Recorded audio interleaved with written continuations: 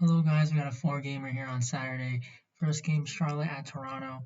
For the Charlotte side, Gordon Hayward is currently questionable, so we're going to have to wait on his status.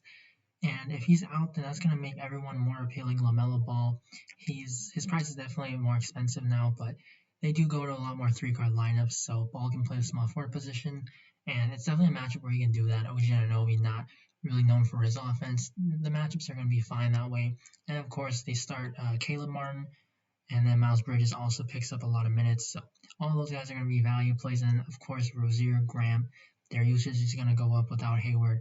PJ Washington, he's been someone that has been playing some pretty big minutes, been very productive, very good with the defensive stats. So I do expect him to match up at center pretty well here with Boucher most likely getting a lot of the minutes again.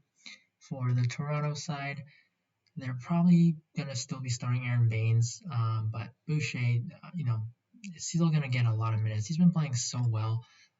This is someone that is going to get a lot of ownership probably, but he's just been so productive. Like his blocks are crazy.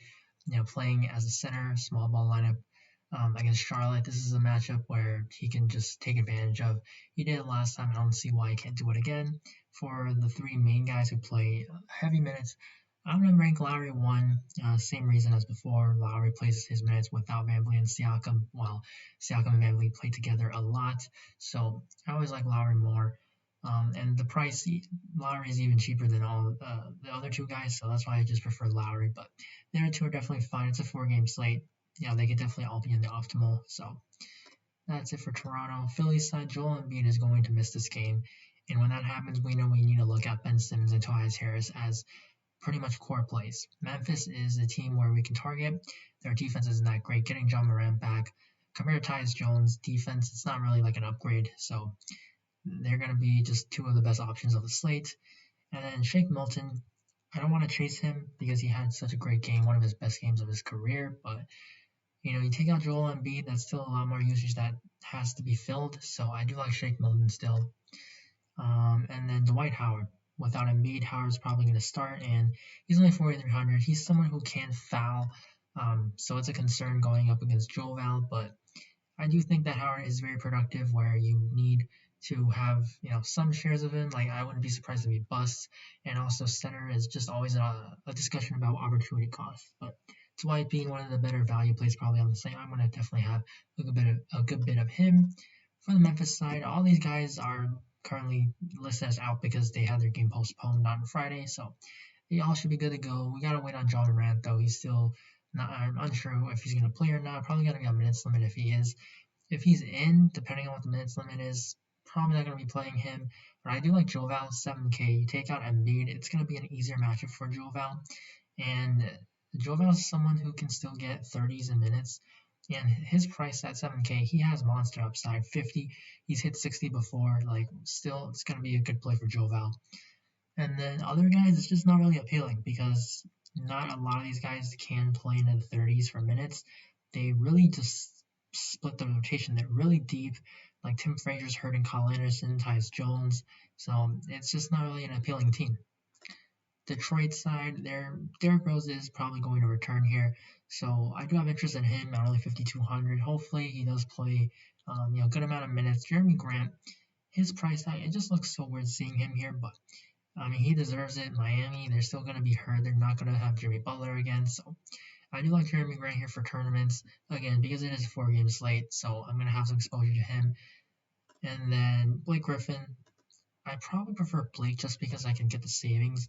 The production, obviously, Jeremy Grant's been a lot better, but Blake Griffin's someone who he's not the same as he was anymore. But at 6,100 with a team that does have or is missing some players with Miami, I can definitely see Blake Griffin also being a good play. So I'm gonna have exposure to him. Plumlee, Bam Adebayo is currently questionable. If Bam's out, then I'm gonna like Plumlee a lot more. Right now, like he's okay because he's only 5K. He's very productive when he's out there. One of the more point per minute guys. So I do like Plumlee. 5K seems a little bit cheap, but with this Detroit team, they do split the minutes pretty across the board. Like they give a lot of these guys minutes. They'll play Okafor, they'll play Stewart at the center position. So it's tough to really go with any of these guys with confidence. But tournament plays, of course.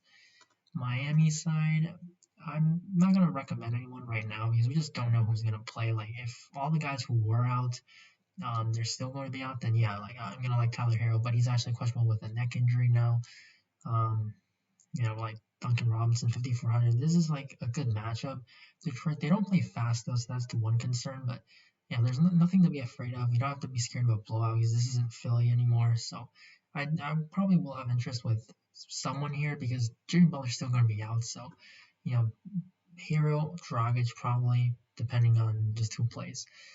And then Atlanta, they're going to be on a back-to-back. Trae Young, finally, I think this is a slate where he finally just has a great game. His price has been just under 9K for a few games now, but this is finally the spot. Portland's defense is not good. They're one of the worst defensive teams, especially against point guards. They lost Yusuf Nurkic now, someone who's a lot better than Enes Kanter, Harry Giles on the defensive end. So Trae Young, someone who I believe is top 3, might be actually number 1 in most pick and rolls ran.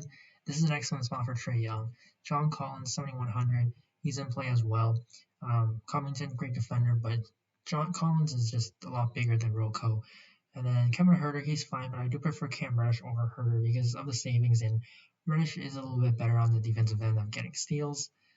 And then depending on if Okongwu and Rondo play, they are at the minimum, but their minutes are probably going to be like no more than 15. And they also only played their first game back from their injuries, so they could possibly rest. But for 3K, I just thought that I mentioned them. For the Portland side, Dame 9,200, CJ 8,300. Because their minutes are being staggered, I do have interest in both. Usually I say that Lillard is the play, but because of how their rotations are, and now without Nurkic on the court, like Kanter, he can eat up usage as well, but he's nowhere near the passer as Nurkic, so it should help Lillard and McCollum a little bit. And then Rocco 4,800, I like him. Atlanta's a team that does turn the ball over, like Trae Young. He does commit a lot of turnovers, so Rocco's someone who gets a lot of steals. Carmelo Anthony, 4,300, Derrick Jones Jr., Gary Trent, they're all in play. They're just guys that will pick up a decent amount of minutes on the wing. Gary Trent's someone who I do like because Atlanta, fast-paced, poor defensive team. Gary Trent is someone that has a 30-point ceiling because he does take a lot of shots when he's out there and he's capable of getting hot from 3. Harry Giles, someone worth a mention as well, 3,200. They've already said that he's going to be able to get the opportunity with Nurkic out. They probably will start Kanter, but if Kanter gets into foul trouble, which is likely, I mean, it can happen. I don't want to say likely, but like it's possible looking at Capella, John Collins on the other side. Harry Giles is someone that can benefit, and he's very productive when he gets the minutes. And then he's only 3,200. So Giles, if Kanter plays his, he doesn't get a foul trouble, nothing happens to Kanter. Giles, he won't play big minutes, but he is 3,200. He is a good producer, so I think Giles for tournaments for sure.